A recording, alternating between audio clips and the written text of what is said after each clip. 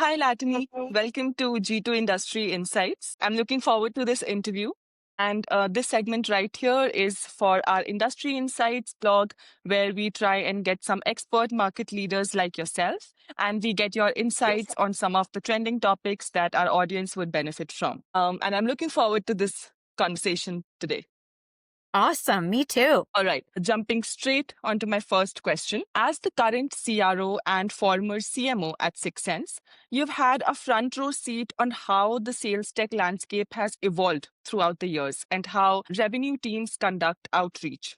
But can you describe how sales outreach has evolved over the past few years and what's driving this shift away from mass outreach to a more precise, targeted approach? Yeah. So the inbox is crazy cluttered, right? Everyone's hitting the inbox. And so I think that means a couple things for sales and marketing teams. One is you have to think multi-channel. So you almost need to think of the inbox like an impression, and make sure that you're using multiple channels, phone, digital, etc. That's one. Two is, you've got to be more personalized. Like it's going to take a lot more to be able to stand out. And so how you're using, and I talk about like context over personalization. So I think a lot of times we hear personalization, we think, oh, I know their industry, or, I see that on their LinkedIn, they live in Massachusetts. So maybe they like this baseball team. Like, I don't think about that as personalization. I think of context. And like, what is the context and what's the business objectives that this company is trying to accomplish? And the good news is like now more than ever, getting that context and getting that behavioral signal is a lot more available. So really, really amassing intent data, which is kind of just table stakes at this point in time. Like I think any good B2B sales and marketing team needs intent data. But then it's also amassing other signals like a job change or a funding announcement or things like that to be able to get the timing right. Because it's the message, but it's also the timing. I mean, we've all gotten an email that we would have never responded to or been interested in 3 months ago. But then something has changed and now it really piques our interest. So that's really important. Yeah, that completely makes sense. But today, what do you see are like the specific limitations with traditional mass outreach campaigns? Can you share maybe any data points or examples that illustrate why this approach no longer works? Yeah, so it's interesting when we look at our outreach, the difference between an email that's, call it 50% personalized and 60 to 70% personalized is double the response rate. Double. So what we see is the sweet spot needs to be 60+% personalized for an email to even matter. And we track that. That's one of the KPIs that we actually use. And so again, cool. What is that personalization? Going back to the behavioral signals and the intent data and being able to really use that to kind of derive like what the personalization quote unquote actually is. The other thing we see is like, it's not just sales, it's also marketing. And so the same thing goes for like personalization in ads and personalization in landing pages. And, even a what I would call a minimal level of personalization, like industry and company size, gets us a 40% lift in conversion.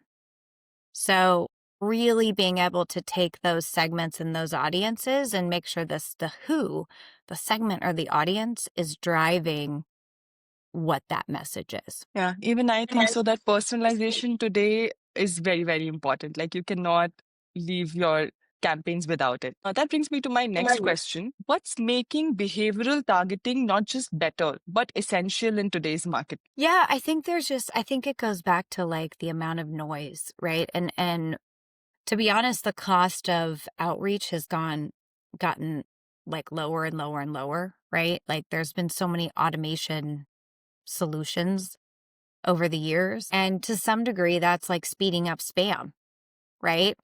But we have this new opportunity, I think, with large language models with Gen AI to be able to A, get better signals in real time, which we talked about, but then B, take those signals and really be able to architect that in the outreach. So you can imagine a world where every single touch point is like almost developed in real time for that person.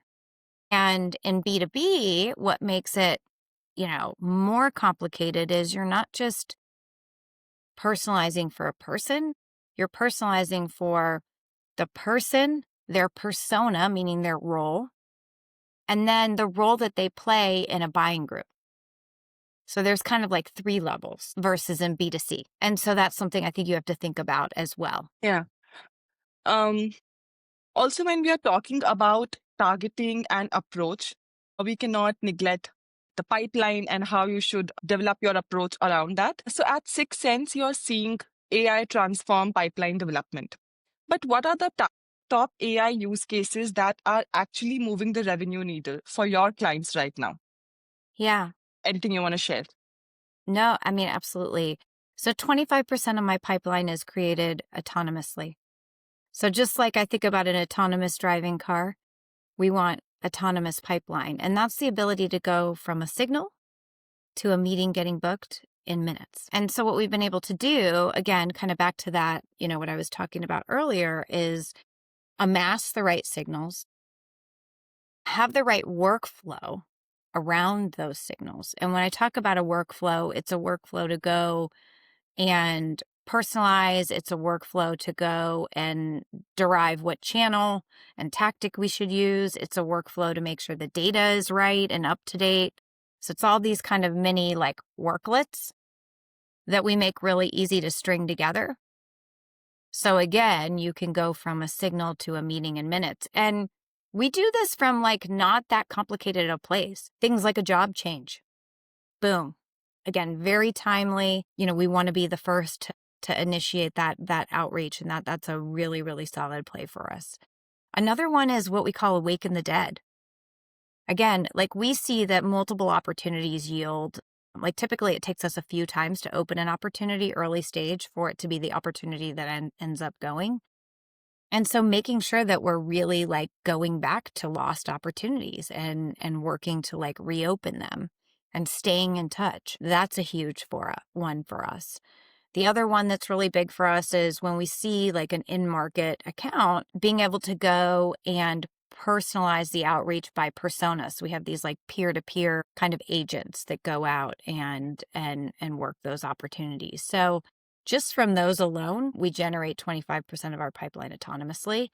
And then like things one of our customers is doing one around event follow-up, and they've been very successful with that one. We have another customer that doesn't have any cross-sell AEs. And so they're using, kind of the signal that a company's in market for an alternative product to be able to initiate cross-sell. So lots of different, I would say, exciting kind of use cases around how to really revolutionize how we think about pipeline creation. And so it's that agentic nature, but then the criticality is also the workflow. Like, how do we make it really easy to put that workflow together? Which is why we released a product in March that makes it super easy for customers to be able to design that workflow. Again, go from account to persona, to person, to buying group, any channel, any signal, and it's just drag and drop, which kind of has opened up a whole new world for marketers and sellers. Yeah. Now, talking a little bit about AI, we've seen that traditional ICPs were often set and forget documents. But with the onset of AI, how is AI enabling the continuous refinement of ICPs? Yeah, so it's not just AI. Like it's interesting. Like we've been AI for a long time with our predictive models, but one of the things is we built our solution to be able to be dynamic. So I think the key is like dynamic segmentation, first of all. Like having the infrastructure that you're not just like pushing a list around, right? That you truly have like dynamic audience creation. So that's that's the foundational step one. And then step two is what are those like unique signals that derive your ideal customer profile, but also your in-market ideal customer profile. G2 is a great example, right? I might have a dynamic segment of ideal like accounts from a firmographic, demographic, etc. perspective, but are they ready to buy? Maybe not. Whereas if they're researching me, researching my competitors, researching the category, researching alternatives, wow, that goes from being like just an account I'm interested in to an account that I need to reach out to today. And so it's it's having the segments be dynamic, it's layering in the behavioral data, but then last but certainly not least, it's making sure that you have the right SLAs and process to actually follow up on the behavior. I see so many companies that have, oh, we've got intent data, we've got this, we've got that, but then it just dies on the vine. And so I talk about this is a revenue moment. It's not a revenue week or a year. And so what are the SLAs or automation or Gen AI agent, pick your poison, but signal to meeting in minutes, not weeks, not years. And I think that's a critical aspect that people sometimes miss is that orchestration. Yeah, very well said. Also, now coming to my next question, how do you prevent precision targeting from becoming too narrow? Like, are there any guardrails that you put in place to ensure you're not missing the emerging market opportunities? Because I know so many companies today, so many people kind of avoid that. Yeah, so it's interesting. Couple ways to interpret this. First of all, when it comes to advertising, if your audience is too narrow, it's very hard to get like media placed and stuff. So one of the things that we try to do is really guide customers and have like alerting and stuff like that to make sure that, what seems like a really great audience doesn't end up getting so small that you can't actually, get the targeting out that you need to. So I think there's some things like that. The other thing I would say is like, the more flexible your ability to launch and iterate on campaigns is, the better these days because experimentation is so key. And so being able to, again, have the pre-built workflows and say, let's try this audience. Okay, that was too small. Like, how do we make it a little bit bigger, and things like that. And so that that ability to like experiment, learn, and continue is important. And then last but not least, AI can recognize patterns potentially easier than, not potentially, but easier than we can.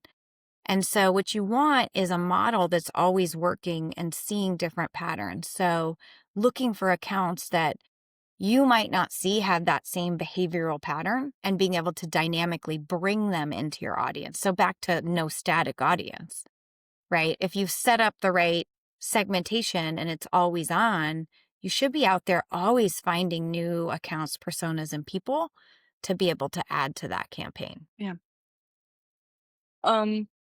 Also, I think that brings us to my last question. But before we get into that, I want you to, if you have any other advice for maybe new marketers out there, something that they should be looking out for. Yeah, I think just really thinking, like starting with the who. Like, I think that as marketers, and I'm guilty of this all the time, so I have to stop myself. I think, oh, it would be so cool. Like, I mean, this was I called yesterday, our head of brand and digital. I said, I want to do this Instagram play and da da da and partner with this person and because it sounds like cool and exciting, but that's not where you start, right? You start with the who. And, our audience is sales and marketing teams, and a lot of them are on social media. And we want to get to more of like the like marketing ops, digital persona. So again, I kind of knew the who, but I was way more excited about the what and the where than the who. And that's not good. You need to start out most excited about the who. And once you nail that, the what and the where become more and more obvious. And I think you can avoid wasting a lot of money on campaigns that maybe aren't going to do anything for you, but sound really cool, like my Instagram one. Well, I don't know. We'll see. But I I think it's just like continuing to challenge yourself, or you'll see like a competitor doing something. You're like, oh, we need to do that now. And it's like, wait a second. Is that our audience? Or they're like, not all competitors sell to the same audience, sell the same value prop. Like, let's take a beat, Yeah, I think we are equally guilty for that as well. And so many of our audience would be too.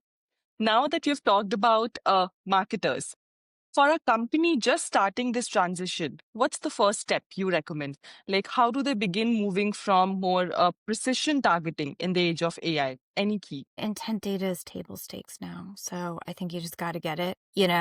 I think the review sites are absolutely critical. Those are, I mean, like spend all this time with your customer success and getting reviews, et cetera, and then you don't know people are there. That's a real shame. Who's on your website? Only 3% of website visitors fill out a form, and you've spent a lot of money getting those folks to your website. So you need to be able to know that. And then there's, obviously there's like third-party intent, which is keywords. There's some of the signal behavioral things we talked about, job change, funding information. But I think really amassing that is just going to make every tactic that you do work exponentially better. Yeah. That brings us towards the end of the interview. I think we've got some amazing insights, some very key points that our audience will surely benefit from. And thank you so much for doing this. I know you're very busy, so I really appreciate you taking out some time and sharing your insights with us. This was great. Thank you so much. Happy to do it. Thanks, y'all.